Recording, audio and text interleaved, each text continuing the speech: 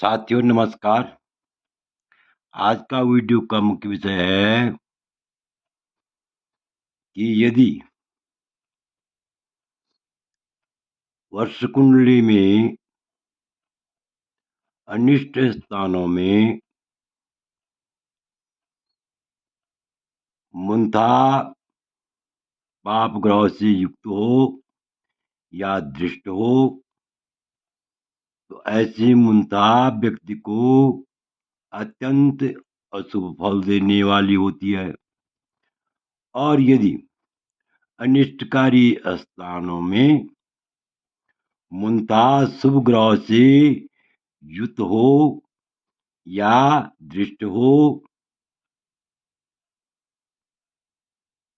या बलवान हो तो ऐसी मूंथा जो है जातक को व्यक्ति को अत्यंत शुभ फल देती है। चाहे चतुर्थ भाव की मूंथा हो, षष्ठ भाव की मूंथा हो, अष्टम भाव की मूंथा हो या द्वादश भाव की मूंथा हो या सप्तम भाव की मूंथा हो।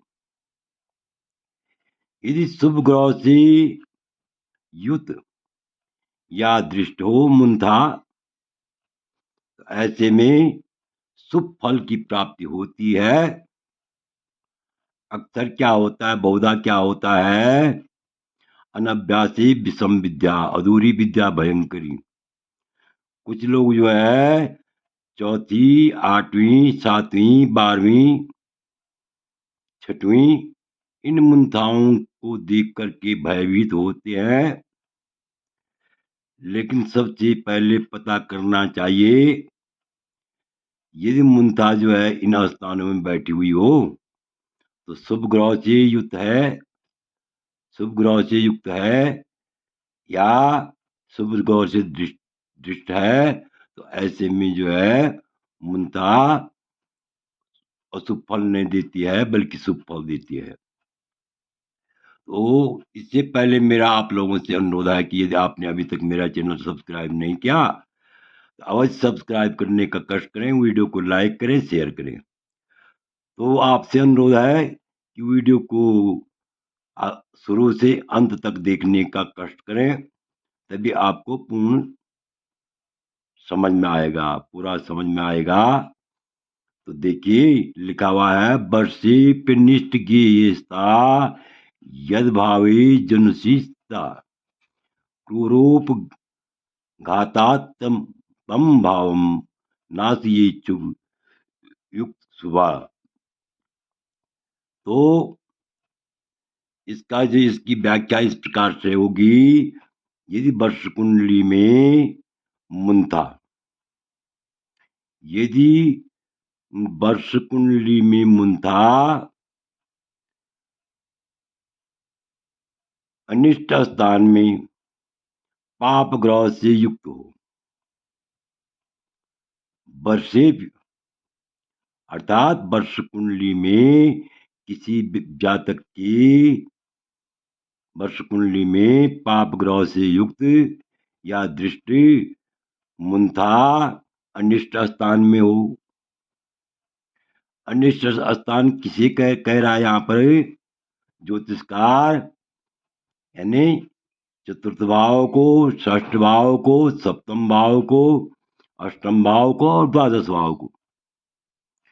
यदि इनको अनिष्ट स्थान कह रहा है तो इनमें जो है पाप ग्रह से मूंथा युक्त हो या दृष्ट हो तो जन्म काल में वह राशि जिस भाव में हो तो उस भाव का नाश होता है, न कि जहां बैठी हुई हो उस भाव का नाश होता है। यदि शुभ ग्रह से दृष्ट हो या युक्त हो, शुभ ग्रह के साथ बैठी हुई हो मूंथा, ऐसे में शुभ फल की प्राप्ति होती है।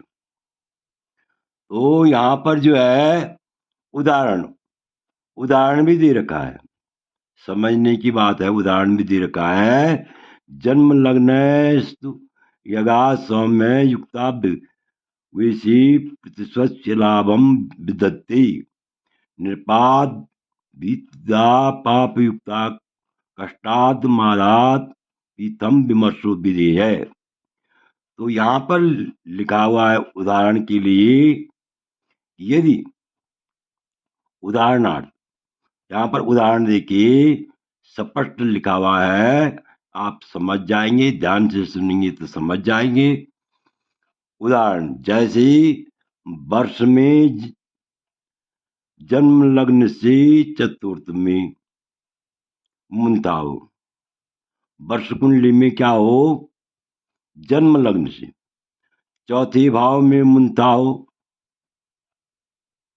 वर्षफल में जन्म लग्न से, जन्म लग्न है लिखा है यहाँ पर, जन्म लग्न से चौथे भाव में मुंता हो, और वह शुभ ग्रह से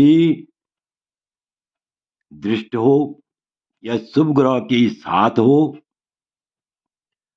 शुभ ग्रह सौम्य युक्ताब्द अब्द वैसे, अर्थात यदि वर्षफल में वह क्या है, शुभ ग्रह से युक्त हो या दृष्ट हो,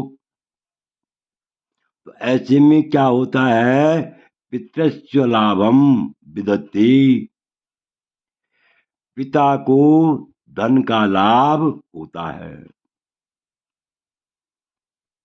यानी पिता के लिए धन की लाभ की प्राप्ति होती है, पिता को धन का लाभ होता है, पितृस्य लाभम विदत्ते, यानी वित्त का लाभ, पितृस्य पिता का, पिता का यहाँ पर षष्ठी विभक्ति है, पिता का धन का लाभ होता है, अर्थात पिता को धन का लाभ होता है, और निरपात भूतिदा पाप युक्तादि कष्टा अष्टमादाम वपीतम विमर्शो विधेय। आगे जो है ज्योतिषकार लिख रहे हैं कि चतुर्थ भाव संबंधी भूमि, ग्रह, भूमि आदि का भी लाभ होता है। भूमि, ग्रह, भूमि आदि का भी लाभ होता है, अर्थात चल अचल संपत्ति का भी लाभ होता है। और पाप युक्त हो तो, पाप युक्त हो तो ऐसे में जो है चौथी मुंता, चतुर्थ भाव की मुंता राजभय को निपात भूतिदा, यानी राजभय और कष्ट देने वाली होती है। क्या होती है, कष्टकारी होती है। इसी प्रकार अष्टम आदि स्थान का भी विचार करना चाहिए, तो भावार्थ से और भी स्पष्ट हो जाएगा। कि उदाहरण के लिए यहाँ पर उदाहरण दे रखा है, तो ध्यान से देखिए, यदि आप पूरा वीडियो देखेंगे तो आप भली भांति समझ जाएंगे। उदाहरण के लिए जैसे वर्ष में जन्म लग्न से चतुर्थ में मुंताओ, जैसे वर्ष में जन्म लग्न से, यानी वर्ष फल में जन्म लग्न से चतुर्थ स्थान में मुंताओ, और शुभ ग्रह से युक्त हो तो पिता की धन का लाभ होता है, पिता को धन का लाभ होता है, अर्थात चतुर्थ भाव संबंधी गृह, भूमि आदि का लाभ भी होता है। यहाँ पर ध्यान से देखिए, अर्थात चतुर्थ भाव संबंधी गृह, भूमि आदि का भी क्या होता है, लाभ होता है, अर्थात चल अचल संपत्ति का भी लाभ होता है। और पाप युक्त हो तो राजभय और कष्ट देने वाली होती है। इसी प्रकार यहाँ पर लिखा हुआ है अष्टम आदि स्थान का भी विचार करना चाहिए। यहाँ पर अष्टम आदि है, ये यहाँ पर देखिए, ध्यान से देखिए, यहाँ पर लिखा है पाप युक्तात् कष्टा, यहाँ पर लिखा है अष्टमाद दाव पीथम विमर्शो विधेय, अर्थात इसी प्रकार अष्टम आदि का भी विचार करना चाहिए। अष्टम आदि में कौन कौन आ गई, यानी 6, 8, 12 और 7।